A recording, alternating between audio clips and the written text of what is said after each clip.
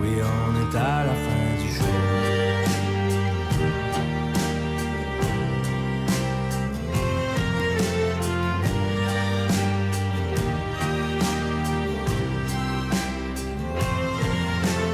Fait que c'est ça, on en est là. J'aurais pris plus, c'est déjà le terminus. Moi qui ai tant aimé la vie, tout est fini.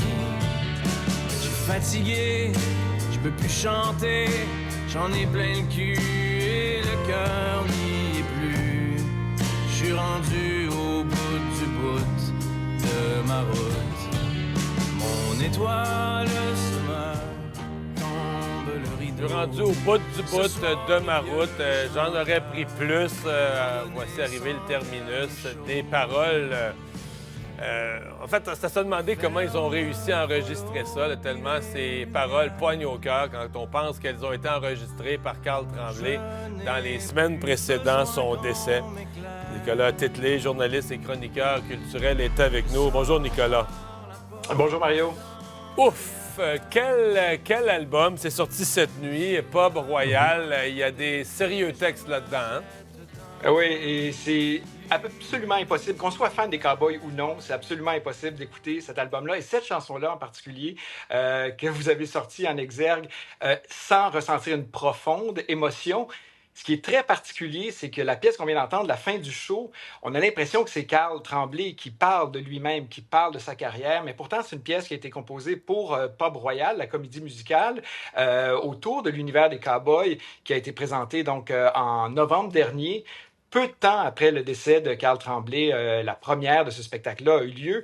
Et dans le spectacle, évidemment, c'est pas Carl Tremblay qui l'interprète, et c'est un personnage aussi. Mais cette chanson-là colle vraiment parfaitement à cette situation très particulière d'un album qui sort et qui a été concocté, en fait, au moment où, comme vous le disiez, Carl Tremblay se savait déjà condamné, il savait que la fin était proche. Et c'est comme impossible, en fait, de sortir cette chanson-là et de sortir l'ensemble de cet album-là du contexte. C'est l'album, c'est le véritable chant du cygne des Cowboys et de Carl Tremblay en particulier. Donc, c'est très, très chargé d'émotions. Et même si les chansons, certaines chansons n'ont pas été écrites spécifiquement pour que Carl les interprète, parce que c'est Martin Giraud qui les interprète dans le spectacle, ça nous touche tout autant. Et de l'entendre comme ça, qui a enregistré ces chansons-là, comme vous le disiez, au moment où il savait que la fin était proche. Parlons-en de l'enregistrement. C'est un enregistrement qu'on n'a même pas pu faire en studio. Là, sa santé ne lui permettait plus. C'est un enregistrement où on nous a raconté, fait ni plus ni moins à la maison. Là. Oui, et il y a eu plusieurs éléments en fait où on a voulu avoir la présence de Carl. Il y a une chanson qui est particulièrement touchante, qui est un véritable adieu aux fans des Cowboys de la part du groupe qui s'appelle Merci bien. Et ce qu'on entend au début, c'est Carl qui est en spectacle, qui s'adresse à son public. Et par la suite, c'est Jean-François Pauzé et Marie-Annick Lépine qui prennent le relais pour cette espèce d'hommage aux fans qui ont fait, en fait, les Cowboys fringants. Un rapport entre fans et artistes qu'on a rarement vu, vraiment d'une rare intensité. C'était vrai au Québec, c'était vrai ailleurs dans la francophonie où ils avaient des fans absolument dévoués qui connaissaient toutes les paroles de toutes les chansons.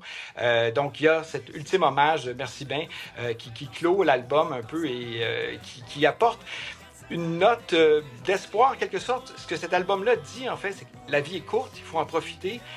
Et même quand c'est difficile, on peut se retrouver ensemble. Et il y a cette idée de la musique aussi qui nous permet de passer à travers les moments difficiles qui traversent, en fait, tout cet album.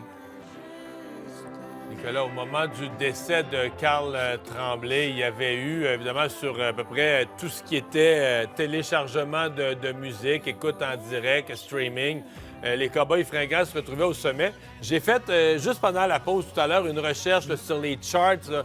Toujours, il y a toutes sortes de façons de les calculer, mais déjà sur certaines charts de iTunes, la chanson, la fin du show, là, se retrouve en première place, devant tous les succès de Taylor Swift qui sont la folie sur la planète présentement. Là. Oui. En ce moment, j'ai l'impression qu'au Québec, on va sentir justement cette vague d'amour qu'on avait ressentie au moment du décès de Carl, au moment, en fait, tous les événements qui ont suivi. Il y a eu des soirées hommages, il y a eu les membres survivants du groupe aussi qu'on a vu apparaître et qui ont été d'une grande, grande dignité. On a parlé beaucoup de la conjointe de Carl, Marianne Lépine, multi-instrumentiste au sein des Cowboys, de sa grande classe, de son élégance, de son désir aussi de continuer à porter, je pense, le flambeau.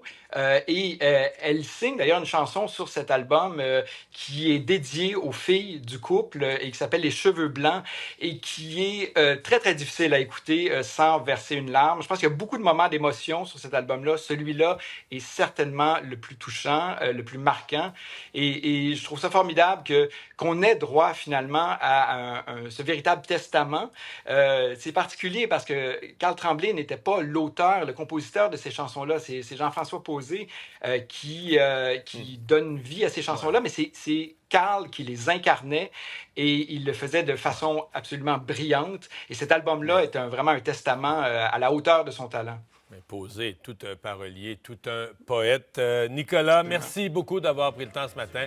On va se laisser sur Il est 3 heures, on ferme, tiré de cet album Pop Royal. Que nos amours voient la lueur de ce